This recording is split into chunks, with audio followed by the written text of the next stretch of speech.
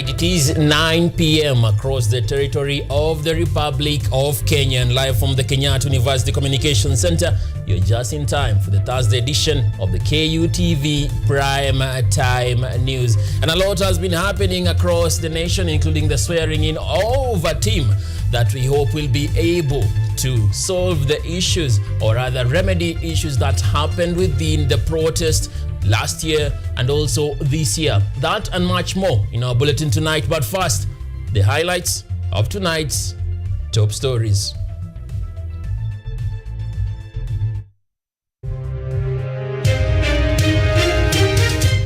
A 15-member panel led by Professor Makau Mutua sworn in to begin compensating victims of protest violence. President William Ruto praises agriculture, saying the fertilizer subsidies have cut maize imports by 70%. Fears grip Nairobi Central Business District as residents decry an increased rate of robbery and muggings. Former Malindi Member of Parliament Aisha Jumwa faces political backlash over a resurfaced 2016 video threatening her career.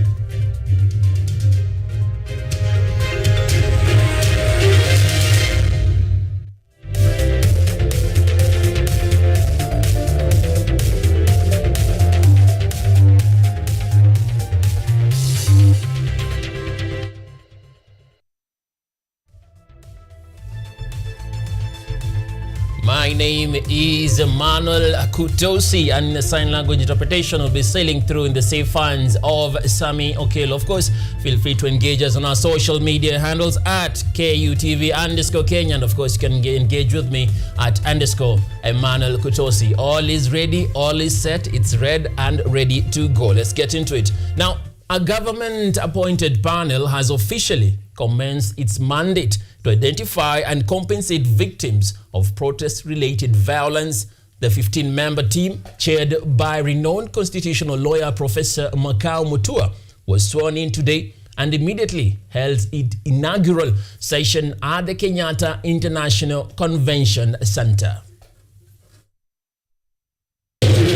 The panel, gazetted by President William Ruto on August 25th, in bringing together legal, human rights, and civil society experts to lead a 4-month process of verifying victims, recommending compensation, and proposing reforms to Kenya policing culture, has been sworn in today at the Kenyatta International Convention Center. We shall conduct evidence-based verification of victims, be they fatalities, or be they those who suffered life-altering injuries. And we will do this primarily to deter fraud and to protect the integrity of the scheme that we have launched today. Law Society of Kenya President Faith Odhiambo will serve as vice chair, with the panel secretariat based at KACC. The team has 120 days to consult widely with families of victims, human rights defenders, religious leaders, and state agencies. Today, the case of Rex Masai is still pending in an inquiry before we can know even whether it should go into a full hearing. And these are some of the cases that the Law Society has taken, and will continue to discharge our duties at the Law Society of Kenya to represent various victims and their families and those who need help. My phone will remain open to each and every one of you. The panel of experts that I joined today bears both the duty and opportunity to spearhead a revolutionary shift in victim reparations.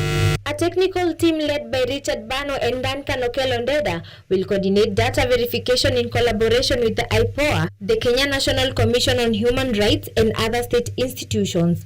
Funds for the process will be managed under the Public Finance Management Act, with independent audits promised for transparency. The panel's work is seen as a critical test of the government's commitment to justice for victims of protest-related violence and to reforms in policing culture. After the swearing in of the panel of experts and committee, the question still remains: which criteria will the panel use to identify the victims? Rose Karori, KUTV, Nairobi. Thank you, Rose Karore, for that comprehensive report. Now, elsewhere, President William Ruto, speaking at the Agricultural Society of Kenya International Show in Mombasa County, hailed landmark government programs transforming agriculture. He pointed to the fertilizer subsidy scheme as a game changer, crediting it with cutting national maize imports by an astounding 70%. Yusuf Abdinasir now reports. President William Ruto, while in Mombasa, has explained that maize production in the country rose from 44 million bags in 2022 to 67 million bags in 2024, crediting the increase to the subsidized fertilizer program. He noted that the boost in yields has led to a significant drop in maize imports. For every 1,000 that farmers were spending on fertilizer before, they are now spending only 330 shillings. That is the true impact of the subsidy program. This has boosted maize harvest from 44 million bags in 2022 to 67 million bags last year, reducing our maize imports by 70%. Speaking at the Mombasa showground, the president announced plans to distribute 12.5 million bags of fertilizer by 2026 to ensure more farmers access affordable inputs. He added that more than 7 million farmers are now registered under the Kenya Integrated Agricultural Management System, enabling targeted support and distribution of farm inputs. In this year's long rain season alone, farmers received nearly 7 million bags of fertilizer and 35 million kilos of certified seeds, up from 475 million bags of fertilizer last year. We are now on course for a record harvest of 70 million bags this year. In 2026, we plan to distribute 12.5 million bags of fertilizer, nearly double the amount distributed this year. Tumezindua jukwaa la kidijitali kusajili wakulima na kuimarisha utoaji wa huduma. Mnamo mwaka wa 2022, chini ya idadi ya wakulima 1,300 walisajiliwa. Kwa wakati huu, zaidi ya wakulima milioni 7 wamesajiliwa katika mfumo huo, Kenya Integrated Agricultural Management Information System. The president also emphasized his administration's focus on 10 priority value chains, including maize, tea, coffee, edible oils, and cashew nuts. He said the goal is to boost food security, create jobs, and expand Kenya's export market. The agriculture was rightly and explicitly identified as a central pillar. Ni kwa sababu kilimo ndio msingi wa kuhakikisha kujitosheleza kwa chakula, kuimarisha uzalishaji, kupunguza gharama ya maisha na kupanua uwezo wa kuuza bidhaa katika masoko ya nje. Even as critics argue that the Kenya Kwanza government has achieved little since assuming office, President Ruto maintained that the country is on the right track under the bottom-up economic transformation agenda. Yusuf Abdinasir, Kutv, Nairobi. All right, and moving on to matters concerning robberies in the CBD, that is Nairobi, the capital city of the Republic of Kenya. Growing insecurity has gripped Nairobi Central Business District, where residents and traders are living in fear amid a spike in violent robberies. Gangs strike both day and night, leaving the public terrified and calling into question the city's safety. Paulette has more on this story. Nairobi residents are living in fear following a surge in violent muggings within the CBD. Victims like Isaac Wanyama say gangs of up to 30 youths are cornering pedestrians, snatching valuables, and in some cases, using toxic substances to incapacitate targets, sparking outrage and calls for urgent police action. The time nilipiga yule alishika, kumbe walikuwa ni watu wako incorporate na wale. So wakati waliongea akaambia wale, "Patia jamaa simu," nikapewa simu. Waniambia ngoje kidogo nisonge nifike pale kwa stage za Rongai so that wapatie direction wakuje direct mpaka pale. So hiyo ilikuwa inaenda like 5 minutes tukisimama na wao. Mimi by the way sikujielewa venye niliwapatia simu. Wanyama urged residents to remain vigilant while walking in the city streets and to avoid being overly social with strangers, warning that no one can be fully trusted amid the rising insecurity that has gripped Nairobi's central business district. Tafadhali usijaribu kushare na mtu simu yako hapa town. Number 2, usikuwa very social na mtu mwenye umjui. Ujaribu ukae venye umejileta tu. Then kukua idol pia tena hapa, kuja kuwa idol tena hapa town pia na inachangisha tena watu kuibiwa na hiyo njia. Kelsey Atieno, a Nairobi resident, said it is extremely unsafe to walk in dark or overcrowded areas as the gangs are dangerous and unpredictable. She urged authorities to enhance security along Kimathi Street, Kenyatta Avenue, Biashara Street and around Marikiti Market, noting that residents feel abandoned and demand urgent intervention to restore safety. Unatembea mahali penye unaona kuna watu, yani kuko crowded sana, then una avoid kupita kwa hizi vichochoro za tao kwa sababu hawa wasali kushika na kupata mavi na kuibie. So na pia at least wangefaa kusema ama wangefaa kufanya, yani wangeka mapolisi kwa hizo machocho, at least ziko zinasaidia watu na kutoka morning to. Due to the ongoing mugging in Nairobi CBD, residents say they do not feel safe even during the day. Paulette Akoth, Kutv. Fine delivery there, Paulette Akoth, on that report of concern, particularly on security within the capital city of the Republic of Kenya, noting that during the daytime we have at least 4 million people moving about within the CBD and at least 2 million are the ones who are taking the rest within the night, and their security is a matter of concern, particularly in the image of the nation, and we hope a lot will be focused on to be able to remedy that situation. Elsewhere, a section of leaders from Mount Kenya East have rallied behind President William Ruto and his deputy Professor Kithure Kindiki, urging residents to solidify support for the Kenya Kwanza administration. The declaration was made during a high-profile outreach event in Tharaka Nithi County, where cabinet secretaries and members of parliament praised government reforms in e-procurement, infrastructure development, and education expansion. Profesa anajua kazi.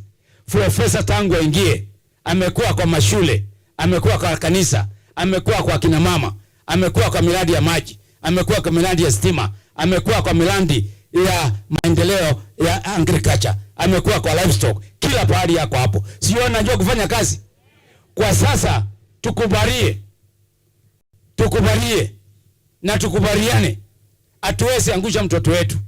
Hii serikali ya William Ruto, unajua Ruto ni mtu wako na mpango.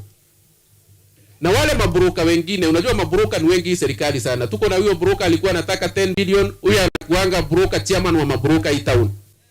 Chama yangu iliamua kwamba itasupport Rais William Samoei Ruto mwaka 2027. Hakuna shortcut. The President of the Republic of Kenya is committed to transform Kenyan economy into a first world economy within our lifetime. And maintaining that upbeat political tempo, political temperatures in Kilifi County are rising as the former member of parliament Aisha Jumwa faces backlash over a video that surfaced in 2016. A section of county leaderships claimed the footage could undermine her political fortunes in the upcoming elections, igniting fresh waves of political rivalry. Beryl Atieno now reports. Former Malindi MP Aisha Juma sued activist Id Saline and Matano Mwengi for circulating a video that she claims to harm her political image. She stated that the clip was taken out of context, recorded selectively during a heated exchange with journalist Renson Kombe to damage her reputation. She now faces backlash from Governor Gideon Mungaro's supporters, who stated that she's known for abuse, so it's normal for the clip to circulate.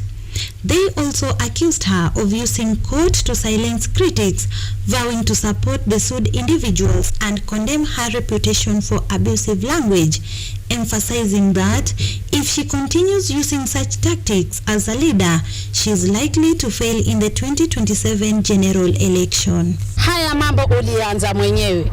Matamshi yako kwa community huwa si mazuri. Wewe mwenyewe ndio ambaye una maneno ya matusi. Wewe kama kiongozi.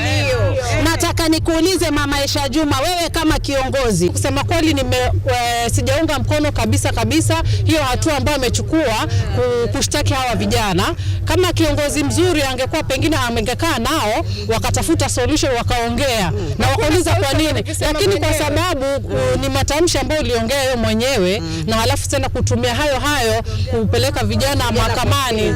Hilo swala. Supporters also warn Aisha against misusing the court, insisting politics should be done on streets, not in legal battles, vowing to keep circulating the video. They also emphasize that politics means accepting criticism and warn that attempts to silence opponents legally may backfire. Koti vibaya. Siasa tunafanya siasa kwa streets, sio kotini. Siasa ya kotini haitakusaidia. Tuko hapa kuhakikisha kwamba hakuna mahali unaenda na hizo matusi zako. Sarakasi zako hazitakupea kura. Tuko hapa kusimama na vijana wenzetu na be prepared for more. Utapeleka vijana wengi sana kwa sababu hiyo clip tutaipeleka mpaka uchoke wewe mwenyewe. Tumia busara na hekima. Usitumie koti kwa siasa. Hiyo ni warning tunakupa. Koti ni ya serikali. Koti ifanye kazi yake ya serikali. Siasa ni mchezo mwingine. Kama wewe umeamua siasa, tucheze siasa. Aisha, who believes she's a front-runner in the Kilifi gubernatorial contest in the 2027 general election, was advised to be politically wise now that 2027 election is approaching. Beryl Otieno reporting for KUTV. Now we are due our first break right here, 19 minutes past the hour, and we've been through a lot, particularly concerning matters that between last year and this year, July, 115 people lost their lives due to protest-related matters. And now we are moving towards a board that is supposed to remedy this situation in matters of looking at the various people who are affected and also trying to come up with a way of creating the balance between them. Your sentiments are very much welcome. Also, concerning the uprising of robbery instances within the Central Business District of the Republic of Kenya, we would like to know your sentiments. Join us on KUTV Kenya on Facebook and KUTV_Kenya on the X platform. We take a short break. We'll be back with more in a moment.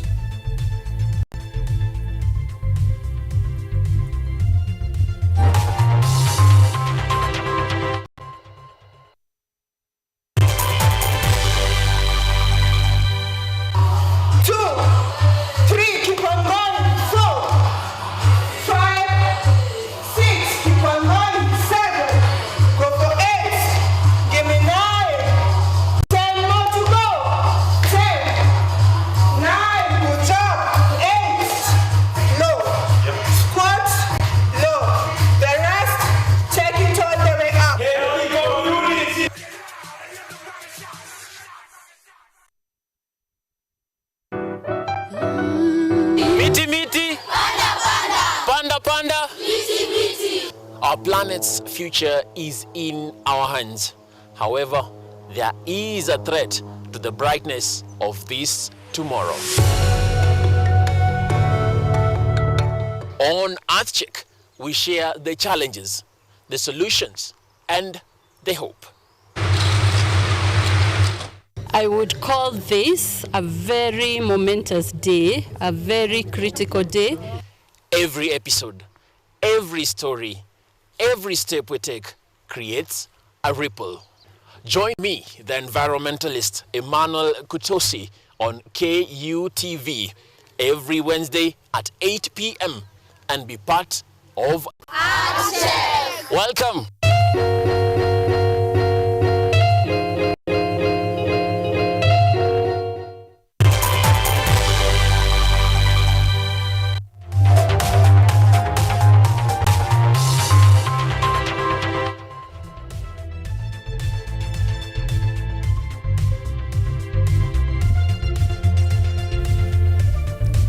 right, you're still within the eventful show that is the KUTV Thursday edition primetime news right here on KUTV. Let's move it on. Operations at the century-old Tumutumu Mission Hospital in Nyeri County face collapse after delays in funding from the Social Health Authority SHA. The level 5 facility owed over 200 million shillings is struggling to pay 400 staff and has turned to loans to stay afloat. The CEO warns that services could grind to a halt by September the 10th if interventions are not made.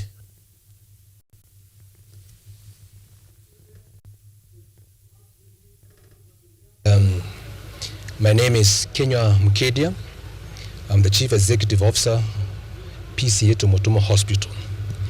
I wish to begin by registering our appreciation to the leadership of the National Assembly for seeing it very important to come for this fact-finding exercise. I'm very happy because they have been able to establish the challenges which the hospital has been going through for the last 10 months or so after the rollout of the Social Health Authority dispensation. Whereas SHA is working for the users of the service, and here I'm talking about members of the public who are coming for services. They come for a procedure here, it is approved in a record 10 minutes, regardless of the cost. And as far as they are concerned, they feel SHA is working. But to the service provider, who in this case is PCA Tumutumu Hospital, we have gone through a financial paralysis for quite some time, as I've said there before. We provide services to the tune of 30, 35 million, sometimes 40 million per month. But the reimbursement we do get from SHA is both intermittent and inadequate. A case in mind, and I think this is what triggered the National Assembly Committee on Health to come for this exercise, is last month, out of the over 140 million Kenya shillings we were expecting, of course cumulatively, the hospital was only reimbursed 4 million Kenya shillings.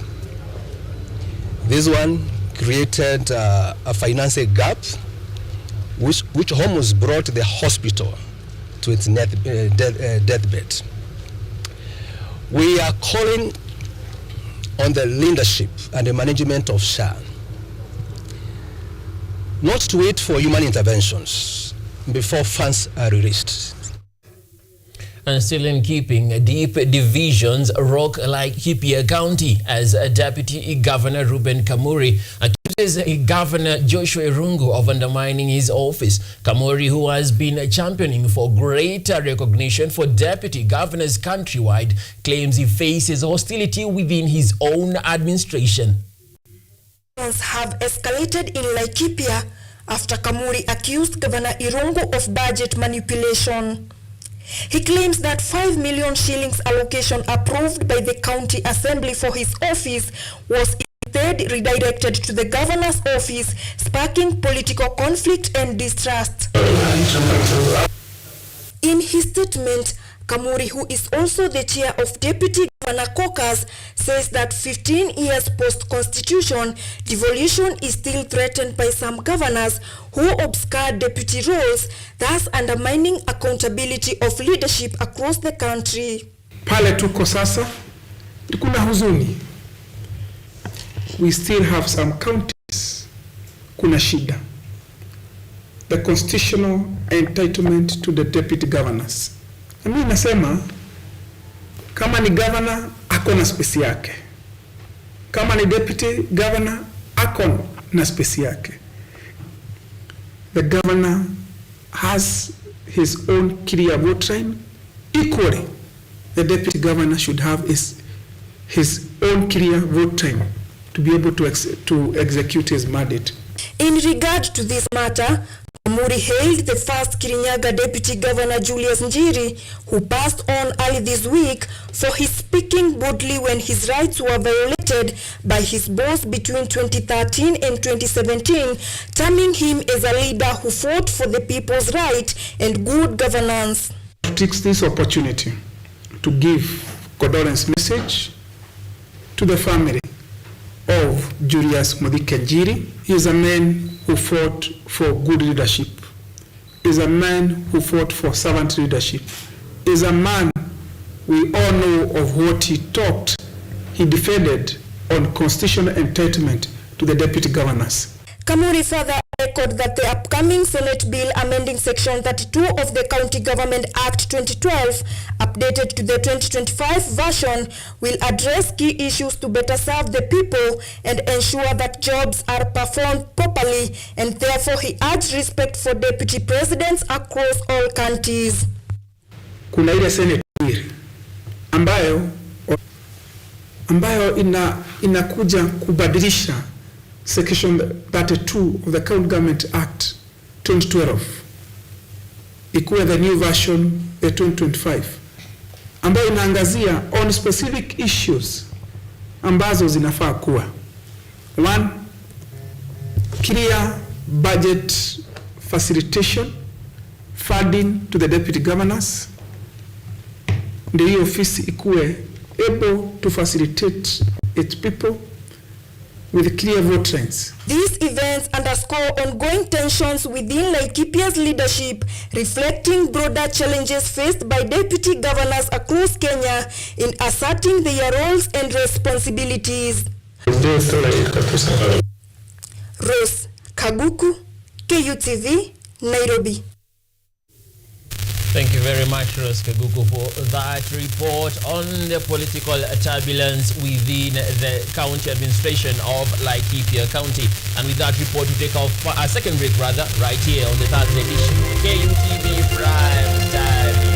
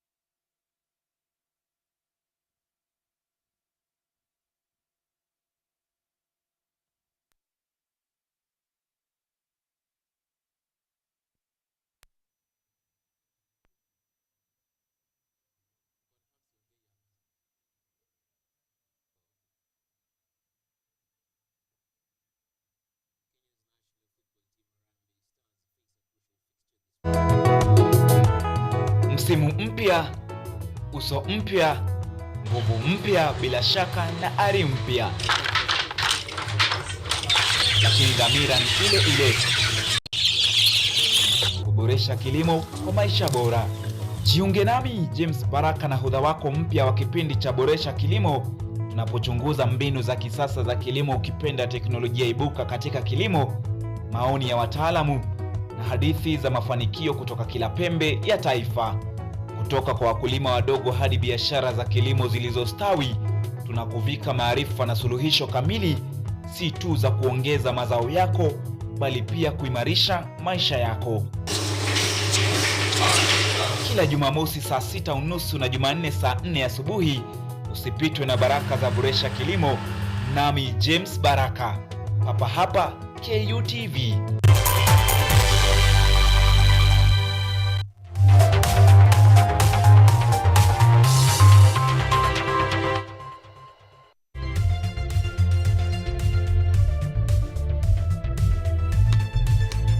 Welcome back, and we head to the Nyanza region, where it is a relief at last for residents of Osiri village in Migori County, as a borehole project has finally brought clean water to the community after years of grappling with scarcity. Residents expressed optimism that the project will change lives. Waridi Tamu with this report.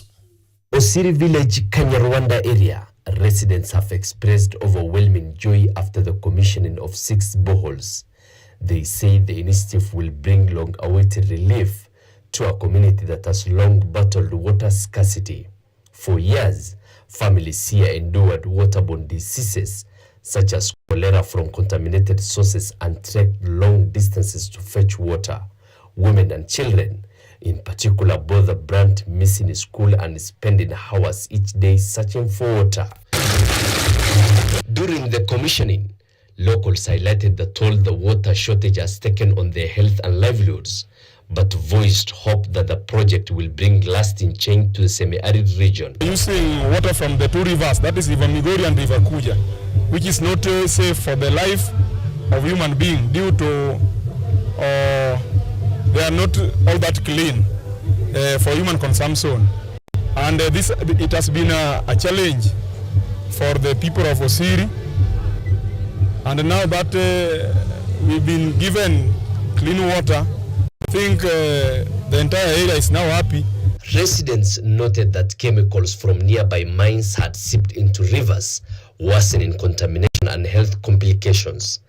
They stressed that the boreholes will not only reduce household expenses on buying water, but also free children to concentrate more on their studies. Hiyo maji yenye tunavunia saa hizi tunahesabu tumeipata, imetuokolea hela nyingi ambayo tulikuwa tunagharimu.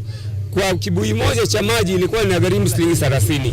Na sasa unakuta wamama zetu wanapata maji kirahisi kuliko vile walivyokuwa wakipata. They further appealed to the government to expand the project, saying more boreholes are needed to serve the area's growing population.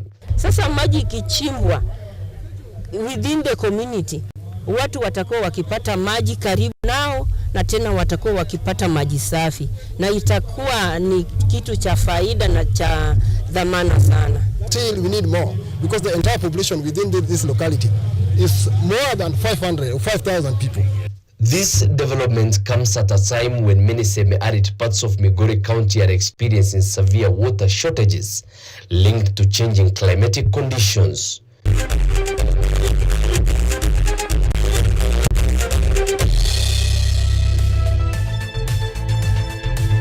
Alright, we are swiftly into the sporting arena, where former Manchester City defender Aymeric Laporte has been denied a return to Athletic Bilbao after FIFA rejected an appeal from Spain's Football Federation. FIFA ruled that Al Nassr submitted transfer documents too late, meaning Laporte remains ineligible to play for Bilbao this season.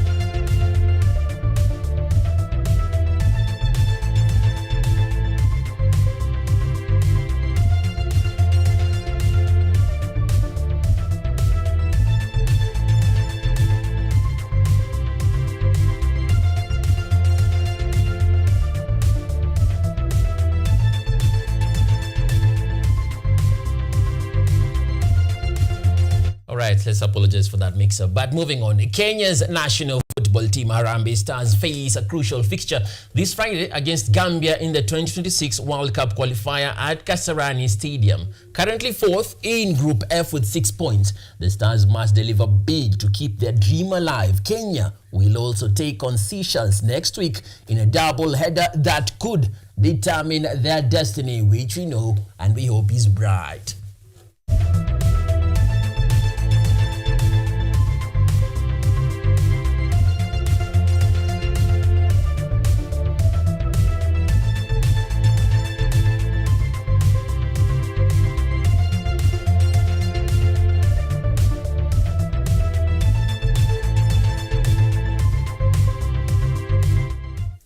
staying in tune with protocol, we move on to the international beat, where former Manchester City defender Aymeric Laporte has been denied a return to Athletic Bilbao after FIFA rejected an appeal from Spain's Football Federation. FIFA ruled that Al Nassr submitted transfer documents too late, meaning Laporte remains ineligible to play for Bilbao this season.